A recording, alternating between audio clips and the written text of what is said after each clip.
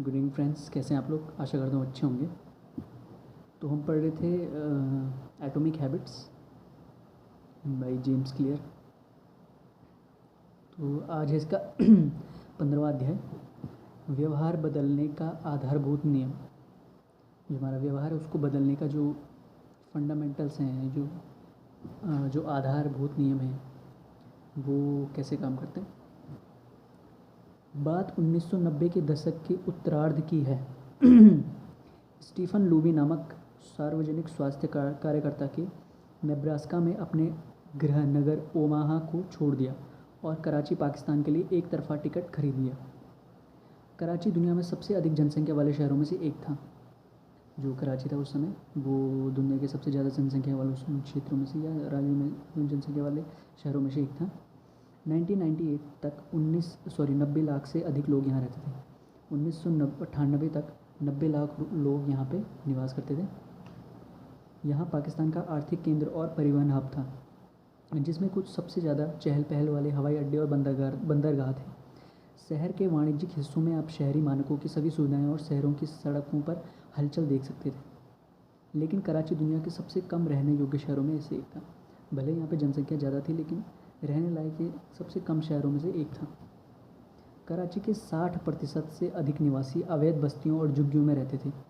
ये घनी बस्तियों पुराने तख्तों, सिंडर ब्लॉक्स और अन्य छोड़ी गई सामग्रियों से बने अस्थायी घरों से भरी पड़ी थी।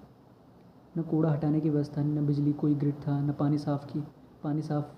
साफ़ पानी की आपूर्ति, कुछ भी नहीं था। मतलब सुविधाएं कुछ भी नहीं थी। जब बरसात नहीं होती थी तो सड़कों पर धूल और कचरा फैला रहता था। अगर बरसात नहीं हुई तो धूल कचरा फैला रहता था। बरसात होने पर भी सीवेज के गंदे गड्ढे बन जाते थे। स्थिर पानी के पूल में मच्छर पनपते थे और बच्चे कचरे में बीच खेलते रहते थे। गंदगी के हालात ने बड़े पैमाने पर बीमारियों और रोगों को जन्म दिया। कराची में दूषित जल स्रोतों से दस्त, उल्टी, पेट में दर्द की महामारियाँ शुरू होने लगी। वहाँ रहने वाले लगभग 1/3 बच्चे कुपोषित थे, मतलब कुपोषण के शिकार थे। इतने सारे लोगों ने एक साथ बहुत कम स्थान पर होने से वायरस और बैक्टीरिया का संक्रमण तेज़ी से फैलता था। जो महामारियाँ थी वो बहुत जल्दी फैल रही थी। यह सार्वजनिक स्वास्थ्य संकट था जो स्टीफन लूबी को पाकिस्तान खींच लाया था। ये एक सार्वजनिक संकट था यहाँ पे जो स्टीफन लूबी को पाकिस्तान की तरफ खींच लाया था। लूबी और उनकी टीम ने महसूस किया कि खराब स्वच्छता वाले वातावरण में हाथ धोने की सरल आदत निवासियों के स्वास्थ्य में वास्तविक अंतर ला सकती है। लेकिन उन्हें जल्द ही पता चला कि बहुत से लोग पहले से ही जानते थे कि हैंड वॉशिंग महत्वपूर्ण है। अब उन्होंने बोला कि इस महामारी या इस जो वातावरण था इसके बीच एक मामूली से हाथ धोने की जो आदत है वो यहाँ के लोगों में एक बहुत बड़ा अंतर ला सकती है। जबकि बहुत सारे लोगों को यहाँ पे पहले से पता था कि हाथ धोना एक अच्छी आदत है। इसकी जानकारी होने के बावजूद कई रहवासी अव्यवस्थित तरीके से हाथ धोते थे। कुछ लोग तो बस पानी के नीचे हाथ रखकर जल्दी से धो लेते थे, मतलब कुछ भी साबुन वगैरह या हैंड वॉश वगैरह यूज़ नहीं करते थे, बस पानी से धो लेते थे। अन्य केवल एक ही हाथ धोते थे और कई लोग तो केवल एक ही हाथ धोते थे। कई लोग भोजन पकाने से पहले हाथ धोना भूल जाते थे। कई लोग भोजन पकाते थे लेकिन उससे पहले हाथ नहीं धोते थे। हर व्यक्ति ने कहा कि हाथ धोना महत्वपूर्ण है, लेकिन कुछ ही लोगों ने इसे आदत बना रखा था। कह हर कोई रहा था कि हाथ धोना महत्वपूर्ण है, लेकिन कुछ ही लोगों की आदतें ये थी कि वो हाथ धोते थे। यहाँ जानकारी न होना समस्या नहीं थी, समस्या उनकी निरंतरता थी। यहाँ जानकारी समस्या नहीं थी कि जानकारी नहीं है लोगों की, जानकारी तो थी, बस जो निरंतरता थी वो उनकी वो यहाँ पे प्रॉब्लम थी। लूबी ने प्रॉक्टर एंड गैम्बल PNG जो कंपनी है के साथ भागीदारी करके लोगों को सेफगार्ड सौंप दिए जो सामान्य सोप की तुलना में ज़्यादा आनंददायक अनुभव देते थे। अब लूबी ने क्या किया कि PNG के साथ कोलैबोरेट कर दिया। अब उन्होंने लोगों को एक सेफगार्ड सोप दिया। सेफगार्ड जो होता है सोप, एक साबुन सोप दिया। सामान्य सोप की तुलना में वो सामान्य सोप की तुलना में ज़्यादा आनंददायक था, ज़्यादा आनंद आ रहा था उसको हाथ धोने में। पाकिस्तान में सेफगार्ड एक प्रीमियम साबुन था, लूबी ने बताया। जब वो पाकिस्तान में थे तो सेफगार्ड उन्होंने बताया कि एक आनंददायक या एक प्रीमियम क्वालिटी का साबुन था। अध्ययन में शामिल लोगों ने आमतौर पर उल्लेख किया कि उन्हें यह कितना पसंद आया। साबुन में आसानी से झाग आता था और लोग अपने हाथ झाग से धो सकते थे, तो लोग झाग से हाथ धो देते थे। इसकी गंध बहुत अच्छी थी, तो इस पर खुशबू भी अच्छी आती थी। इसे तुरंत हैंड वॉशिंग थोड़ा और अधिक आनंददायक होने लगा। तो जो हैंड वॉशिंग है वो ज़्यादा कंफर्टेबल, एक फील देने लगा।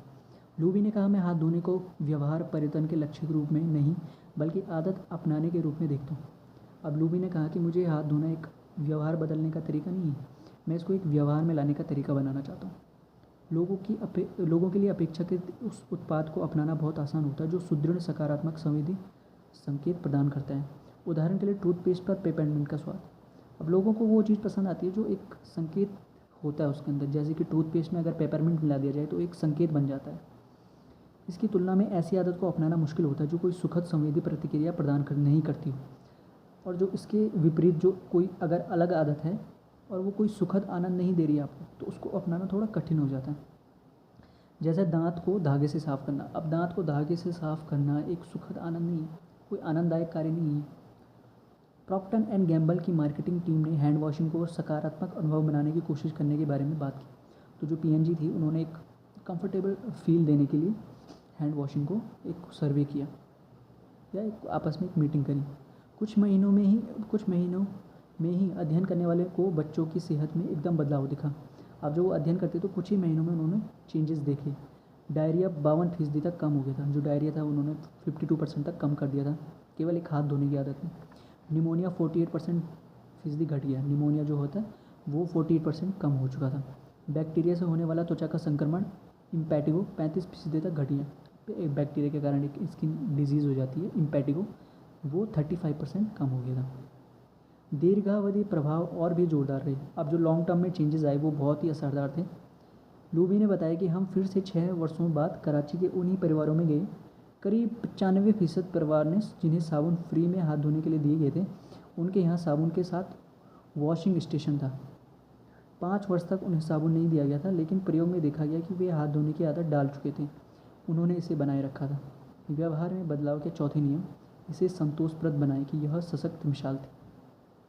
अब उन्होंने क्या करा कि पहले स्टार्टिंग में तो उन्होंने साबुन दिए फ्री में, लेकिन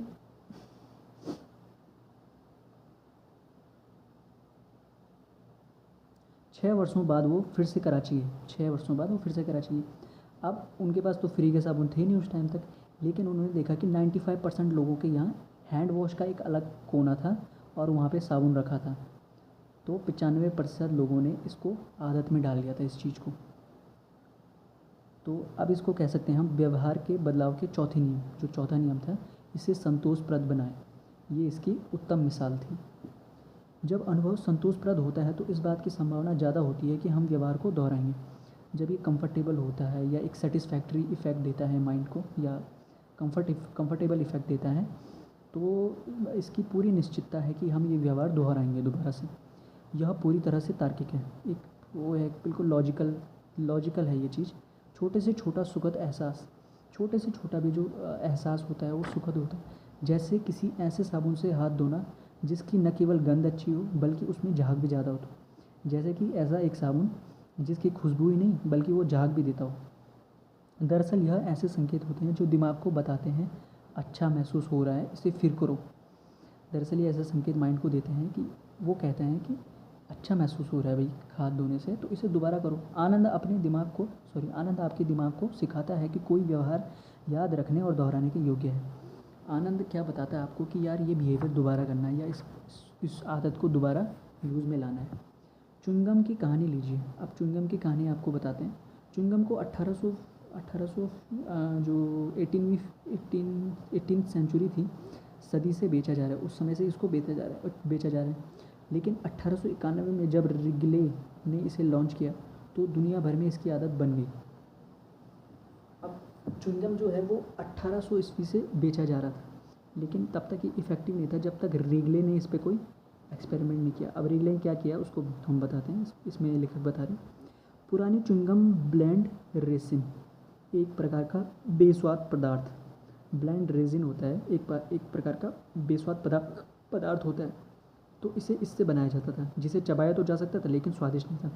जिसे चबाते तो थे लेकिन इस पर कोई फ्लेवर नहीं था। रिगले ने इस उद्योग में क्रांति ला दी। अब एक रिगले नाम के एक वो हुए थे, मार्केटिंग या कह सकते हैं व्यवसाय या बिजनेसमैन कह सकते हैं। उन्होंने इसमें रेवोल्यूशन क्रिएट कर दिया। उन्होंने इसमें स्पेरमेंट और जूसी फ्रूट के फ्लेवर मिलाए। स्पेरमेंट एक चीज़ वो होता है, एक फ्लेवर होता है, और जूसी फ्लेवर, जूसी फ्रूट्स के फ्लेवर इसमें मिला दिए च्युइंगम में, जिसने उत्पाद को फ्लेवर से भर दिया, जिसने क्या किया, च्युइंगम को फ्लेवर से भर दिया और उपयोग करने में मज़ा आने लगा। तो दोबारा से उसको करने में मज़ा आने लगा। फिर वे एक कदम आगे और बढ़े और उन्होंने मुंह साफ़ करने के लिए बनाया, उन्होंने इसे मुंह साफ़ करने के लिए बनाया, एक और कदम और बढ़ाया और इसे मुंह साफ़ करना या माउथ फ्रेशनर के तौर पे यूज़ किया। विज्ञापनों में लोगों को बताया गया, आपके स्वाद को रिफ़्रेश करो। और जो विज्ञापन किए गए इसके लिए, जो टीवी पे विज्ञापन, टेलीविज़न पे विज्ञापन चलाया गया, तो उसमें एक लाइन कही गई, अपने मुंह को रिफ़्रेश करिए। स्वादिष्ट स्वाद और ताज़ा मुंह के एहसास ने तत्काल कंपनी को सुदृढ़ बनने के अवसर प्रदान किए और उत्पाद का उपयोग संतोषजनक बना दिया। खपत आसमान छू गई। आप इसकी जो मार्केटिंग थी, इसकी जो मतलब वो हो रही थी, सेल हो रही थी, तो उसने आसमान छू ली सेल में। और रिगले दुनिया की सबसे बड़ी च्युइंगम कंपनी बनी, और दुनिया की सबसे बड़ी च्युइंगम कंपनी बन गई रिगले। टूथपेस्ट का मामला भी ऐसी था, जो टूथपेस्ट था उसका मामला भी बिल्कुल ऐसी था। निर्माताओं को तब बड़ी सफलता मिली जब उन्होंने अपने स्वाद उत्पादों में स्पेरमेंट, पेपरमिंट और दालचीनी जैसे स्वाद जोड़े। ये तीनों स्वाद उन्होंने अपने टूथपेस्ट में जोड़े। स्वाद टूथपेस्ट की प्रभावशीलता में सुधार नहीं करते हैं, वे बस साफ मुंह का एहसास कराते हैं। अब ये कुछ उपयोग नहीं करते कि मुंह साफ़ करने में हेल्प करें, ये केवल एक एहसास क्रिएट करते हैं, फ्रेशनेस देते हैं मुंह को, कि जिससे लगे कि हाँ, मुंह साफ़ हो चुका है। अपने दांतों को ब्रश करने के अनुभव को अधिक सुखदायक बनाते हैं, और आपके दांत साफ़ करने के जो इफ़ेक्ट है, या जो आपका जो उसका इफ़ेक्ट आता है, आफ्टर इफ़ेक्ट आता है, उसको एक सुखदायक बनाते हैं। मेरी पत्नी ने वास्तव में सेंसोडाइन का उपयोग करना बंद कर दिया, क्योंकि उससे बाद का स्वाद पसंद नहीं आया। वह पेपरमिंट के शानदार स्वाद वाले एक ब्रांड का उपयोग करने लगी, जो अधिक संतोषजनक साबित हुआ। अब लेखक की पत्नी पहले सेंसोडाइन यूज़ करती होंगी टूथपेस्ट, तो उन्होंने उसको बंद कर दिया और पेपरमिंट वाले किसी एक ब्रांड को चुनकर उसका यूज़ करने लगी। इसके विपरीत यदि कोई अनुभव संतोषजनक नहीं है, तो हमारे पास इसे दोहराने का कोई कारण नहीं होता। आप जब डिससेटिस्फैक्ट्री कोई इफ़ेक्ट दे रहा है या माइंड को अच्छा नहीं लग रहा है, तो इसको दोहराने के बहुत कम चांसेस हैं। अपने शोध में मैंने एक ऐसी महिला की कहानी सुनी जिसका एक रिश्तेदार आत्मोग था, जो उसे परेशान करके रख देता था। अहंकार में डूबे इस रिश्तेदार के साथ कम समय बिताने के प्रयास में यह महिला उस वक्त सुस्त और उबाऊ होने का अभिनय करती थी जब यह रिश्तेदार आसपास होता था। कुछ मुलाकातों में ही रिश्तेदार ने उस महिला से बचना शुरू कर दिया, क्योंकि उसने उसे बहुत निर्लिप्त पाया। अब लेखक एक ऐसी लड़की से मिला जिसका एक रिश्तेदार उसको ज़्यादा ही चेप हो रहा था, उस पर एक लैंग्वेज में चेप बोल सकते हैं। तो जब भी वो आसपास होता था, महिला ने एक ढोंग करना स्टार्ट कर दिया कि वो उबाने वाला बिहेवियर करने लगी उस टाइम पे, जब भी वो आसपास होता था। तो धीरे धीरे क्या हुआ कि उस रिश्तेदार ने उसको इग्नोर करना शुरू कर दिया कि यार, जब भी मैं इसके पास जाता हूँ ये अजीब सा बिहेव करती है। तो अब जब बहुत टाइम हो गया, तो अब वो दूर भागने लगा रिश्तेदार उससे। ये कहानियाँ व्यवहार में बदलाव के आधारभूत नियम, जहाँ फ़ायदा होता है वहीं दोहराव होता है, का अच्छा उदाहरण है। अब ये जो कहानी है ऊपर वाली लड़की की, यह व्यवहार में बदलाव के आधारभूत नियम, जहाँ फ़ायदा होता है वहीं दोहराव होता है, एक लाइन है, का अच्छा उदाहरण, इस चीज़ का एक अच्छा उदाहरण। जिस पर दंड मिलता है उससे बचा जाता है, जिससे दंड मिलता है उससे बचा जा सकता है। भविष्य में आपको क्या करना है, यह आप इस आधार पर सीखते हैं कि पूर्व में क्या करने पर पुरस्कार मिला था। अब फ्यूचर में आप क्या करेंगे, यह इस बात पर निर्भर करता है कि पास्ट में आपने किस चीज़ से एक रिवॉर्ड प्राप्त किया था, उसको ही आप रिपीट करेंगे, और क्या करने पर दंड मिला था उसको आप रिपीट नहीं करेंगे। सकारात्मक भावनाएं आदत बनाती हैं, नकारात्मक भावनाएं उन्हें नष्ट कर देती हैं। जो पॉजिटिव आदतें हैं वो आदतें बनाती हैं, और जो नेगेटिव आदतें हैं वो आदतें ख़त्म कर देती हैं। व्यवहार में बदलाव के पहले 3 उपाय इसे स्पष्ट बनाएं, इसे आकर्षक बनाएं और इसे आसान बनाएं। इस बात की संभावना को बढ़ा देते हैं कि व्यवहार इस बार प्रदर्शित होगा। व्यवहार में बदलाव का चौथा नियम, इसे संतोषप्रद बनाएं। ऐसी स्थिति बनाता है कि व्यवहार अगली बार दोहराया जाएगा। यह आदत के लूप को पूरा करता है, जो आदत का लूप बन रहा है उसको पूरा करता है। लेकिन इसमें एक कठिनाई है, हम किसी प्रकार के संतोष की ओर नहीं देख रहे हैं, हम तत्काल संतोष चाहते हैं। हम रिजल्ट में किसी संतोष की चीज़ को नहीं देख रहे हैं, हम राइट हियर राइट नाउ संतोष चाहते हैं। अगला टॉपिक है तात्कालिक और विलंबित पुरस्कारों में असंतुलन। कल्पना कीजिए कि आप अफ्रीका के मैदानों में घूमने वाले जानवर, जैसे जिराफ या हाथी या शेर, तत्काल कल्पना कीजिए कि आप अफ्रीका के मैदानों में घूमने वाले जानवर हैं। आप मानिए कि आप अफ्रीका में घूमने वाले जानवर हैं, जैसे जिराफ हो गया, हाथी हो गया, शेर हो गया। किसी भी दिन आपके अधिकांश निर्णयों का तत्काल प्रभाव पड़ता है। किसी भी दिन आपके जो तत्काल निर्णय उनका प्रभाव पड़ता है। आप हमेशा इस बारे में सोच रहे होते हैं कि क्या खाएं, कहाँ सोएं या परबच्ची से कैसे बचें। ये 3 चीज़ें आपके दिमाग में चलती रहती हैं। आप लगातार वर्तमान या बहुत निकट भविष्य पर ध्यान केंद्रित कर रहे होते हैं। आप ऐसे माहौल में रह रहे होते हैं जिसे वैज्ञानिक तत्काल रिटर्न का माहौल कहते हैं, क्योंकि आपके कार्य तुरंत स्पष्ट और तत्काल परिणाम देते हैं। अपने आप अब आप अपने मानव स्व में लौटें। अब आप थोड़ा फील करिए, अब दोबारा से आप अपने मानव रूप में आ जाइए। आधुनिक समाज में आज आपके द्वारा उठाए गए कई विकल्प आपको तुरंत लाभ नहीं देंगे। जो भी आप कदम उठाते हैं वो आपको तुरंत लाभ नहीं देंगे। कई जो विकल्प होते हैं, यदि आप ऑफिस में अच्छा काम करते हैं तो आपको कुछ हफ्तों में वेतन मिलेगा। अगर आप ऑफिस में अच्छा काम करते हैं तो कुछ हफ्तों में आपको वेतन मिलेगा। यदि आप आज व्यायाम करते हैं तो शायद आपको अगले वर्ष अधिक वजन वाले नहीं हों। आज अगर आप व्यायाम करना शुरू करते हैं तो आप शायद अगले साल जाकर वजन थोड़ा कम कर पाएंगे। यदि आप अभी पैसा बचाते हैं तो शायद आपसे दशकों बाद सेवानिवृत्ति पर आपके पास पर्याप्त धनराशि होगी। यदि आप अभी से पैसा बचाना शुरू करते हैं तो हो सकता है कि 10 साल बाद आपके पास एक अच्छी अमाउंट बच जाए। आप ऐसे माहौल में रहते हैं जिसे वैज्ञानिक विलंबित रिटर्न वाला वातावरण कहते हैं, क्योंकि इच्छित परिणामों से पहले आप वर्षों तक काम करते हैं। वैज्ञानिक आप ऐसे माहौल विलंबित रिटर्न वाला माहौल वातावरण कहते हैं कि आप इच्छित परिणाम से पहले वर्षों तक काम करते हैं। वर्षों तक आपको काम करना पड़ेगा, तब जाके आपको इच्छित परिणाम मिलेंगे। मानव का दिमाग विलंबित वातावरण में जीवन जीने के लिए विकसित नहीं हुआ है। आधुनिक मनुष्यों के प्राचीनतम अवशेष, जिन्हें होमो सेपियंस के रूप में जाना जाता है, लगभग 200,000 वर्ष पुराने हैं। ये पहले इंसान थे जिनका दिमाग अपेक्षाकृत हमारे जैसा था। विशेष रूप से मस्तिष्क के सबसे नए हिस्से और भाषा जैसे उच्च कार्यों के लिए जिम्मेदार हिस्से नियोकॉर्टेक्स का आकार आज से 2 लाख साल पहले भी वैसा ही था जैसा आज है। अब एक माइंड का एक हिस्सा होता है नियोकॉर्टेक्स, वो आज से 200 साल पहले भी वैसे ही था जैसे आज है। आप अपने पाषाणकालीन पूर्वजों के समान हार्डवेयर के साथ घूम रहे हैं। जैसे आपका पाषाणकालीन रूप में जो होमो सेपियंस थे, उस टाइम उनका जो अंदर का हार्डवेयर था, आज भी सेम वही है। मात्र 500 वर्ष पहले या उसके आसपास समाज विलंबित रिटर्न के माहौल की ओर बढ़ गया। 500 वर्ष पहले या उसके आसपास विलंबित रिटर्न का जो माहौल था, आज भी समाज उसी ओर बढ़ रहा है। दिमाग की आयु की तुलना में आधुनिक समाज नया है। जो दिमाग की आयु होती है उसकी तुलना में आज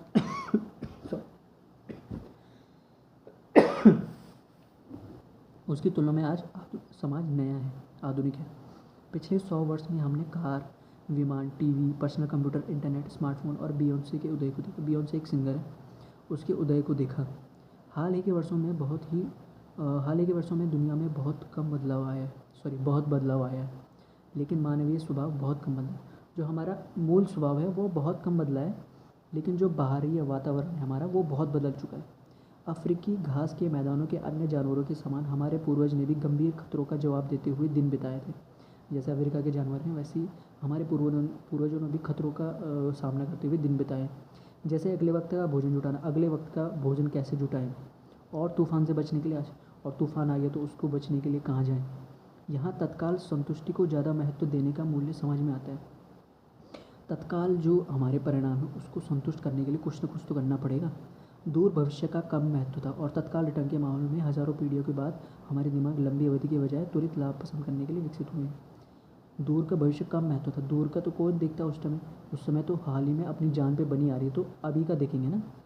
तो त्वरित लंबी अवधि के मुकाबले हमारा जो माइंड है वो करंट लाभ, जो अभी लाभ होगा उस पर ज़्यादा फोकस करना, वो हमारे माइंड का डेवलपमेंट हुआ है। ऐसा व्यवहार के अर्थशास्त्री इस प्रवृत्ति को समय की असंगतता कहते हैं। इसका मतलब वह है जिस तरीके से आपका मस्तिष्क हर वक्त असंगत तरीके से पुरस्कारों का मूल्यांकन करता रहता है। आमतौर पर यह प्रवृत्ति हमें अच्छी लगती है। एक पुरस्कार जो अभी निश्चित है उसका आमतौर पर उससे अधिक मूल्य होता है जो कि सिर्फ में भविष्य संभव है। लेकिन कभी कभी तत्काल संतुष्टि की ओर हमारा पूर्वाग्रह भी समस्याओं का कारण बनता है। आमतौर पर क्या होता है कि हमें ये प्रवृत्ति अच्छी लगती है कि हमें तुरंत पुरस्कार किसी चीज़ का अभी मिल रहा है, पर जो भविष्य में हमको पुरस्कार मिलना है उसके लिए हमारा माइंड थोड़ा उतना एक्टिव नहीं रहता है। उसके लिए हमारे माइंड को प्रिपेयर करना पड़ता है अपनी आदतों के थ्रू, अपने वातावरण और अपने एटमॉस्फेयर को बनाने के थ्रू हमको फ्यूचर के जो पुरस्कार हैं उनके लिए अपना माइंडसेट क्रिएट करना पड़ता है। कोई व्यक्ति धूम्रपान क्यों करते हैं जबकि लोगों को पता होता है कि यह फेफड़ों का कैंसर खतरा बढ़ता है? कोई भी व्यक्ति धूम्रपान क्यों करता है जबकि उसको पता है कि इससे फेफड़ों का कैंसर हो सकता है? कोई क्यों ज़्यादा खाता है जबकि लोग जानते हैं कि मोटापे के जोखिम को बढ़ाता है? ऑब्वियसली। क्यों कोई असुरक्षित यौन संबंध स्थापित करता है जबकि लोग पता है कि इससे एड्स वगैरह हो सकता है? एक बार जब समझ जाते हैं कि दिमाग पुरस्कारों को कैसे प्राथमिकता देता है तो उत्तर स्पष्ट हो जाते हैं।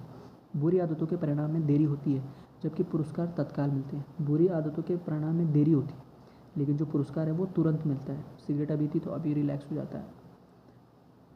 बुरी आदतों के परिणाम में जबकि धूम्रपान 10 वर्षों में आपकी जान ले सकते हैं। धूम्रपान जो है वो धीरे धीरे जान लेता है। 10 साल में लगेंगे जब तक आपको धूम्रपान लगभग आप कंटिन्यू कर रहे हैं, लेकिन यह तनाव को कम करता है। लेकिन ये क्या करता है? तुरंत तनाव को कम कर देता है। इसलिए हम सिगरेट पीते हैं और अभी आपको निकोटिन की लालसा को ख़त्म करते हैं। और आपकी जो निकोटिन की लालसा है, निकोटिन अभी चाहिए आपको माइंड को, तो उसकी लालसा को ख़त्म करता है। लंबे समय में ज़्यादा खाना हानिकारक है लेकिन इस क्षण तो भूख लगी है। लंबे क्षण में ज़्यादा खाना बहुत हानिकारक होता है लेकिन अभी तो भूख लगी है तो अभी तो खाना पड़ेगा। सेक्स सुरक्षित या असुरक्षित तुरंत खुशी प्रदान करता है। अब जो हम सेक्स करते हैं वो तुरंत खुशी देता है, प्रदान करता है, लेकिन लॉन्ग टर्म में तो रोग कुछ ना कुछ तो उसमें इनसिक्योरिटी होती है। रोग और संक्रमण दिन या सप्ताह, यहाँ तक कि वर्षों तक दिखाई नहीं देते और इसके जो रिज़ल्ट हैं वो वर्षों तक, हफ्तों या सप्ताहों तक, महीनों तक या वर्षों तक दिखाई नहीं देते, लेकिन उसके बाद तो इसको होना ही है। समय के साथ हर आदत एक साथ कई परिणाम को जन्म देती है। दुर्भाग्य से इन परिणामों को अक्सर गलत पंक्तिबद्ध किया जाता है। हमारी बुरी आदतों के तत्काल परिणाम आमतौर पर अच्छा एहसास कराते हैं लेकिन अंतिम परिणाम बुरा एहसास देते हैं। अच्छी आदतों के साथ उल्टा होता है। तात्कालिक परिणाम आनंददायी नहीं होते लेकिन अंतिम परिणाम अच्छा एहसास कराते हैं। बुरी आदतों में ऐसा होता है लेकिन अच्छी आदतों में बिल्कुल उल्टा होता है। तत्काल में तो हमको ये अच्छा एहसास नहीं देते लेकिन लॉन्ग टर्म में ये हमको बहुत ही अच्छा एहसास देते हैं। फ्रांसीसी अर्थशास्त्री फ्रेडरिक बस्तियत ने समस्या को स्पष्ट रूप से समझाया। उन्होंने लिखा, यह लगभग हमेशा होता है कि जब तत्काल परिणाम अनुकूल होता है तो बाद के परिणाम विनाशकारी होते हैं और इसके विपरीत भी होता है। अक्सर एक आदत का पहला फल जितना मीठा होता है उतना ही कड़वा इसके बाद के फल होते हैं। सिंपल लाइन है। दूसरे शब्दों में अच्छी आदतों की कीमत वर्तमान में निहित होती है और बुरी आदतों की कीमत भविष्य में छिपी होती है। दोनों आपको पता चल गई। वर्तमान क्षण की प्राथमिकता देने की दिमाग की प्रवृत्ति का मतलब होता है कि आप अच्छे इरादों पर भरोसा नहीं कर रहे या नहीं कर सकते। जब आप वज़न कम करने, एक किताब लिखने या एक भाषा सीखने की योजना बनाते हैं तो आप वास्तव में अपने भविष्य के लिए योजना बना रहे होते हैं। और जब आप कल्पना करते हैं कि आप क्या चाहते हैं कि जीवन कैसा हो तो दीर्घकालिक लाभ के साथ कार्यवाही करने में मूल्य देखना आसान होता है। जब भी आप फ्यूचर के लिए योजना बनाते हैं तो लॉन्ग टर्म में रिज़ल्ट आपको ज़्यादा दिखते हैं। आपकी नज़रें लॉन्ग टर्म में देखती हैं कि हाँ, बाद में मुझे क्या फ़ायदा होगा इस चीज़ को करने पे। हम सभी भविष्य में खुद के लिए बेहतर जीवन चाहते हैं। हालांकि जब निर्णय का क्षण आता है तो तत्कालिक संतुष्टि आमतौर पर जीत जाती है। अब आप स्वयं के भविष्य के लिए कोई विकल्प नहीं चुन रहे होते हैं जो शारीरिक रूप से ज़्यादा फिट या अमीर या खुश होने का सपना देखता है। अब आप अपने वर्तमान के लिए विकल्प चुन रहे होते हैं जो पूर्णता भरपूर लाड प्यार और मनोरंजन चाहता है। Current situation. सामान्य नियम यह है कि एक क्रिया से जितना अधिक सुख मिलता है उतनी ही दृढ़ता से आपको यह सवाल करना चाहिए कि क्या यह आपके दीर्घकालिक लक्ष्यों के अनुरूप है। आपको ये सवाल ज़रूर करना चाहिए। इस बात को पूरी तरह समझने के लिए कि हमारे दिमाग द्वारा कुछ व्यवहारों को दोहराने और दूसरे से बचने का क्या कारण है, आइए व्यवहार परिवर्तन के आधारभूत नियम को अपडेट करें। जिसे तत्काल पुरस्कृत किया जाता है उसे दोहराया जाता है, जिसे तत्काल दंडित किया जाता है उसे बचा जा सकता है। तो अगला चलते हैं। तत्कालिक संतुष्टि के लिए हमारी प्राथमिकता सफलता के बारे में एक महत्वपूर्ण सच्चाई को उजागर करती है। हमारे दिमाग इस तरह बने होते हैं कि ज़्यादातर लोग संतोष के त्वरित लक्ष्य का पीछा करते हुए पूरा दिन बिताते हैं। जो हमारा माइंड है वो कुछ इस तरह से बना होता है कि हम नियर बाई जो रिज़ल्ट होते हैं, नियर बाई जो रिवॉर्ड वाइज हमारा माइंड होता है वो उसके पीछे ज़्यादा भागता है जो करंट में हमको रिवॉर्ड मिलने वाला है। जिस मार्ग पर सबसे कम यात्रा की गई होती है वह विलंबित संतुष्टि का मार्ग होता है। जिस मार्ग पर, जिस रास्ते पर बहुत कम लोग यात्रा करते हैं वह विलंबित संतुष्टि का मार्ग होता है। जो लंबे टाइम में हमको संतुष्टि देता है वो वाला मार्ग होता है। यदि आप पुरस्कारों की प्रतीक्षा करने की इच्छा शक्ति रखते हैं तो आप कम प्रतिस्पर्धा का सामना करेंगे। यदि आप लॉन्ग टर्म में रिजल्ट चाहते हैं तो वहाँ पे कंपटीशन आपको बहुत कम मिलेगा, क्योंकि आजकल हर किसी को शॉर्टकट चाहिए। शॉर्टकट में पैसे कमाना है, शॉर्टकट में गर्लफ्रेंड बनानी है, शॉर्टकट में शादी करनी है, शॉर्टकट में सब कुछ करना है। जैसा कि कहा जाता है कि सफ़र के अंतिम मील पर हमेशा सबसे कम भीड़ होती है, और जैसे कि कहा जाता है कि सफ़र के सबसे अंतिम मील पर सबसे कम भीड़ होती है, क्योंकि बहुत कम ही लोग वहाँ तक पहुँच पाते हैं। शोध ने भी सटीक रूप से यही दर्शाया है। जो लोग संतुष्टि को विलंबित करने में बेहतर होते हैं उनमें उच्च एसटी स्कोर होता है, मादक द्रव्यों के सेवन का स्तर कम होता है, मोटापे की कम संभावना होती है, वे तनाव के प्रति बेहतर प्रतिक्रिया करते हैं और उनमें बेहतर सामाजिक कौशल होते हैं। लॉन्ग टर्म में रिएक्ट करने वाले लोगों के साथ उनके साथ ये बेनिफिट होते हैं, या ये चीज़ों को बहुत बेहतर तरीके से हैंडल करते हैं। इन सभी को हम अपने जीवन में घटित होते हुए देखते हैं। यदि आप टेलीविज़न देखने में देरी करते हैं और अपना होमवर्क पूरा कर लेते हैं तो आप आमतौर पर अधिक सीखेंगे और बेहतर ग्रेड प्राप्त करेंगे। यदि आप स्टोर पर मिठाई और चिप्स नहीं खरीदते तो आप घर लौटने पर अक्सर सेहतमंद खाना खा लेते हैं। स्टोर पर आप चिप्स वगैरह नहीं खरीदते, मिठाई वगैरह या टॉफ़ी वगैरह नहीं खरीदते, तो घर आकर आप अच्छा सेहतमंद खाना खाने को रेडी हो सकते हैं। कुछ बिंदु पर लगभग हर क्षेत्र में सफलता के लिए आपको विलंबित पुरस्कार के पक्ष में तत्कालिक पुरस्कार की उपेक्षा करनी पड़ती है। कुछ बिंदुओं पर लगभग हर क्षेत्र में सफलता के लिए आपको विलंबित पुरस्कार के पक्ष में, विलंबित पुरस्कार मतलब जो लॉन्ग टर्म में आपको रिजल्ट मिलेंगे, जो लॉन्ग टर्म में आपको फ़ायदा होगा, उसको पक्ष में लेना पड़ता है, और जो तत्कालिक पुरस्कार है उसकी उपेक्षा करनी पड़ती है। जो नियर बाय आपको फ़न मिल रहा है, जो आपको मज़ा मिल रहा है राइट हियर राइट नाउ, उसको हटाना पड़ता है। यहाँ समस्या है, ज़्यादातर लोग जानते हैं कि संतुष्टि में देरी करना बुद्धिमानी से भरा दृष्टिकोण है। ज़्यादातर लोगों का यही मानना है। वे अच्छी आदतों के लाभ चाहते हैं, वे स्वस्थ रहना चाहते हैं, उत्पादक होना चाहते हैं, शांति से रहना चाहते हैं, लेकिन इन परिणामों को शायद ही वे कभी निर्णायक क्षणों में अपने दिमाग में शीर्ष पर रखते हैं, लेकिन शायद इस चीज़ के लिए वो बहुत कम यूज़ करते हैं खुद को।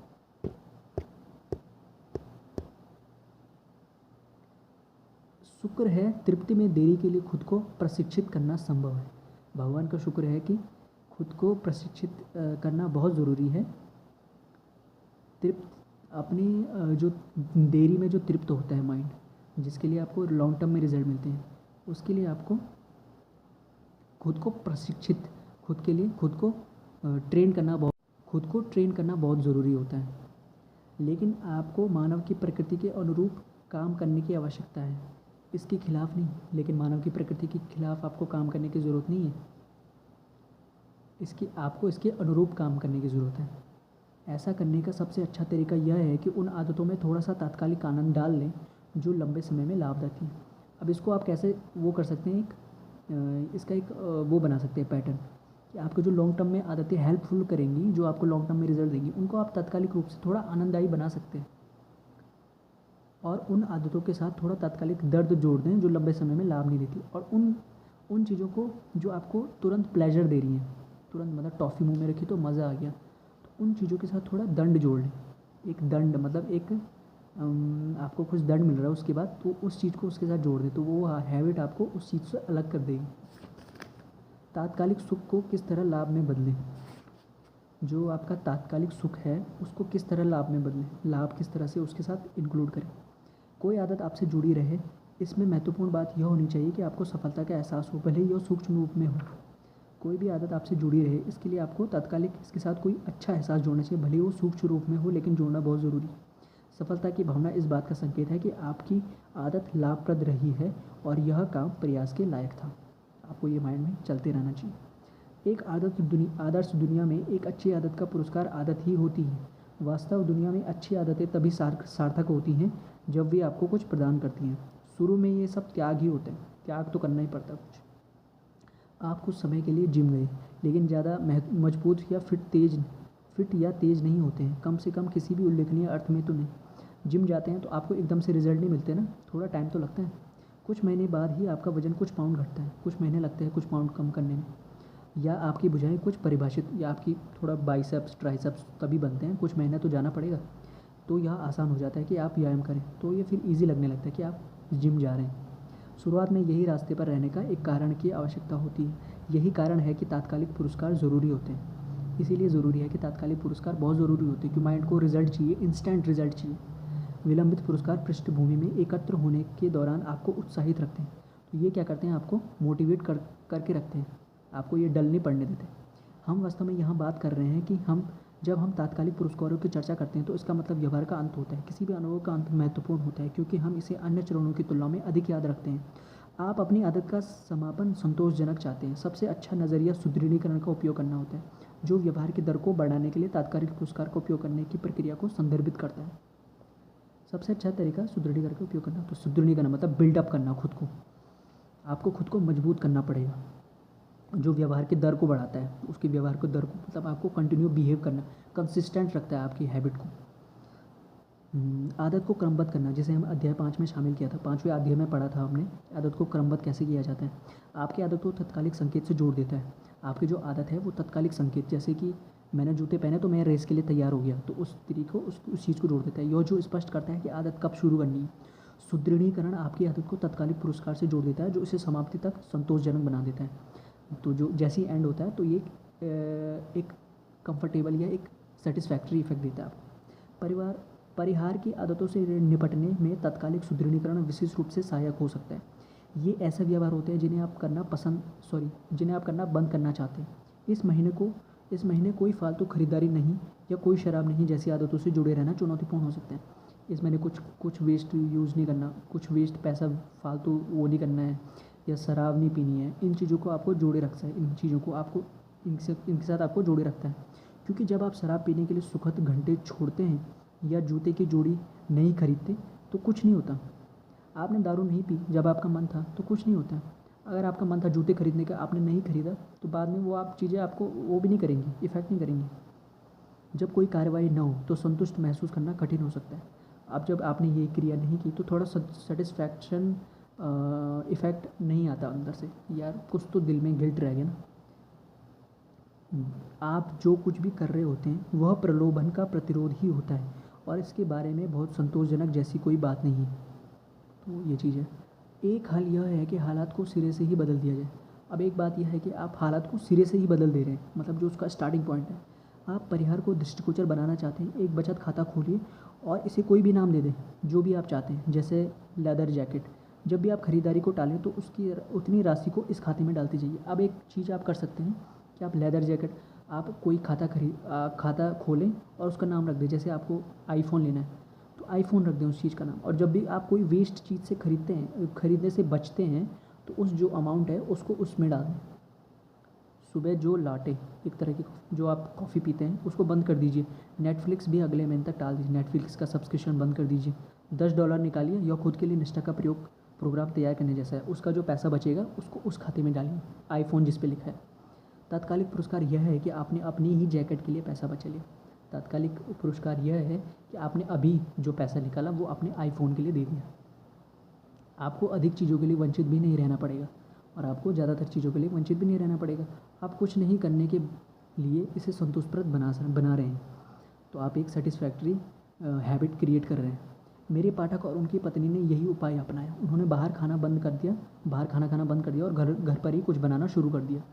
उन्होंने अपने बचत खाते को ट्रिप टू यूरोप, अब उन्होंने क्या किया, एक खाता बनाया, उसका नाम दिया ट्रिप टू यूरोप के लिए ट्रिप बना दिया। जब भी वे बाहर खाना नहीं खाते थे तब वे $50 खाते में डाल देते थे। उन्होंने वर्ष के अंत तक अवकाश के लिए पैसा बचा लिया। जब भी वे बाहर नहीं जाते तो $50 बच जाते थे, तो वो ट्रिप टू यूरोप में डाल देते थे उन पैसों को। ध्यान देने योग्य बात यह है कि उन अल्पकालिक पुरस्कारों का चयन करना महत्वपूर्ण होता है जो आपकी पहचान को सुदृढ़ करते हैं, बजाय इसके कि इनका आपकी पहचान के साथ टकराव हो। यदि आप अपना वज़न कम करने या अधिक किताबें पढ़ने की कोशिश कर रहे हैं तो एक नया जैकेट खरीदना ठीक रहता है। लेकिन यदि आप बजट बनाने और पैसे बचाने की कोशिश कर रहे हैं तो यह काम नहीं करेगा। लेकिन अगर आप पैसा बचाने की कोशिश करेंगे तो ये काम नहीं करेगा, क्योंकि आपने खाते का नाम ही बैंकर आईफोन रखा है, तो उसमें पैसा कैसे बचेगा, वो तो आईफोन में जाएगा। इसकी बजाय बबल बाथ लेना या आराम से टहलना आपको अपने आप को खाली समय के साथ पुरस्कृत करने के लिए अच्छे उदाहरण है। इसके बजाय आप बबल बाथ ले सकते हैं, जैसे एक झाग भरे टब में बैठने वाला एक बबल बाथ होता है, उसको आप दे सकते हैं। या आरामदायक टहलने के साथ आप इस चीज़ को जोड़ सकते हैं। जो आपकी अधिक स्वतंत्रता और वित्तीय स्वतंत्रता के अंतिम लक्ष्य को के अनुरूप हैं। इसी तरह से यदि व्यायाम करने के लिए आपका पुरस्कार एक कटोरी आइसक्रीम खाना है तो आप परस्पर विरोधी पहचान के लिए वोट डाल रहे हैं। लेकिन अगर आपका तत्काल पुरस्कार एक कटोरी आइसक्रीम खाना है तो आप जो पैसा है वो विरोधी चीज़ के लिए डाल रहे हैं, आप गलत चीज़ के लिए पैसा डाल रहे हैं। और इसका अंत प्रयास का धुल जाना होता है। जो आप प्रयास कर रहे हैं वो धुल गया, वो कुछ भी नहीं रहा। इसकी वजह शायद आपका पुरस्कार एक मालिश है, तो यह लग्जरी और आपके शरीर की देखभाल दोनों के लिए वोट है। अब अल्पकालिक पुरस्कार स्वस्थ होने की आपकी दीर्घकालिक दृष्टि के लिए अनुरूप है। आखिरकार जैसे जैसे अच्छी भावदशा, अधिक ऊर्जा और कम तनाव वाले आंतरिक पुरस्कार घर करने लगते हैं, वैसे वैसे आप दूसरे पुरस्कार की ओर जाने की चिंता नहीं करते। पहचान खुद सुदृढ़ होने लगती है। आप उसे करते हैं क्योंकि आप वही हैं और ऐसा होना आपको अच्छा महसूस कराता है। आदत जितनी आपके जीवन का अंग बनती जाएगी, उसके अनुसरण के लिए आप बाहर से कम प्रोत्साहन बटोरेंगे। जैसे जैसे आदत आपकी गहराई में बैठती जाएगी, बाहर से आपको उतना ही कम एफर्ट करने की ज़रूरत होती है। प्रोत्साहन आदत को शुरू करा सकते हैं। जो प्रोत्साहन है वो आदत को शुरू ज़रूर करा सकते हैं। पहचान आदत को चलने देती है, पर जो पहचान है वो आदत को चलने देती है। ऐसा कहा गया है कि साक्ष्य के एकत्र होने के और किसी नई पहचान के उभरने में समय लग जाता है। तात्कालिक सुदृढ़ीकरण मतलब जो तात्कालिक बिल्डअप कर रहे हैं आप एक कैरेक्टर को, से उस वक्त अल्पावधि में प्रेरणा बनी रहती है जब आप लंबे समय के बाद पुरस्कार मिलने की प्रतीक्षा कर रहे होते हैं। जब आप लंबे समय की अवधि के बाद मतलब लंबे समय तक आपने कुछ प्रैक्टिस किया, तो उसके साथ ही आपके अंदर एक पेशेंस क्रिएट होता है, जो ये कैरेक्टर क्रिएट करता है आपके अंदर। सारांश में कहा जाए तो किसी आदत के स्थायी होने के लिए उसका सुखद होना ज़रूरी होता है। सारांश में अगर कहा जाए तो किसी आदत को अगर आप रूटीन में लाना चाहते हैं तो उसका सुखद होना मतलब उसका एक हैप्पीनेस भरा इफ़ेक्ट होना बहुत ज़रूरी होता है। इसमें सुदृढ़ीकरण के मामूली प्रयास भी मायने रखते हैं। इसमें जो आप बिल्डअप कर रहे हैं अपना कैरेक्टर या अपनी आदत को सुदृढ़ कर रहे हैं वो भी मायने रखता है। जैसे ज़बरदस्त खुशबू वाला साबुन या रिफ़्रेशमेंट मिंट वाला फ्लेवर टूथपेस्ट, जैसे कि हमने स्टार्टिंग में चर्चा की थी, फ्लेवर मिंट वाला टूथपेस्ट या वो झाग देने वाला साबुन, या $50 अपने बचत के खाते में जाते देखना, या $50 अपने ट्रिप टू यूरोप वाले अकाउंट में डाल दिया। इससे तत्काल सुख मिलेगा और आप आदत को खुशी से करेंगे। इससे आपको तत्काल खुशी मिलेगी और आप आदत को बिल्कुल हैप्पीनेस के तरीके से करेंगे। जब भी बदलाव सुख दे रहा होता है तो वो सरल होता है। जब भी आपका जो बदलाव है वो आपको हैप्पीनेस दे रहा है तो वो बहुत ईजी होता है। तो इसमें अगला है दोस्तों अध्याय का सार। पहला पॉइंट है व्यवहार में बदलाव का चौथा नियम, इसे संतोषप्रद बनाएं, इसको सेटिस्फैक्ट्री बनाएं। दूसरा है जब भी अनुभव संतोषप्रद रहता है तो हम उस व्यवहार को दोहराना चाहते हैं। तीसरा है मनुष्य का दिमाग देर से मिलने वाले पुरस्कार की बजाय तत्कालिक पुरस्कारों को वरीयतें देने के हिसाब से विकसित हुआ है। चौथा है व्यवहार में परिवर्तन का आधारभूत नियम, जो भी तत्काल मिल रहा है वह दोहराया जाता है, जिसमें तत्काल में कुछ नुकसान है तो उसकी अनदेखी होती है। पांचवा है यदि किसी आदत को बनाए रखना है तो आपको तत्काल कुछ सफलता चाहिए, भले ही वो मामूली हो लेकिन चाहिए। और लास्ट पॉइंट है व्यवहार में बदलाव के पहले 3 नियम, इसे स्पष्ट बनाएं, आकर्षक बनाएं और इसे आसान बनाएं। इनसे इस बात की संभावना बढ़ जाती है कि कोई व्यवहार इस पर अपनाया ही जाएगा। व्यवहार में बदलाव का चौथा नियम है इसे संतोषप्रद बनाएं, जिससे इस बात की संभावना बढ़ जाती है कि यह व्यवहार अगली बार दोहराया जाएगा। तो ये था दोस्तों अध्याय का सार। कल हम पढ़ेंगे इसका 16 चैप्टर, हर दिन अच्छी आदतों से कैसे जुड़े रहें। तो ये था दोस्तों आज का एक 15th चैप्टर। आशा करता हूँ आज का वीडियो आपको अच्छा लगा होगा। तो thank you so much for watching. Good night.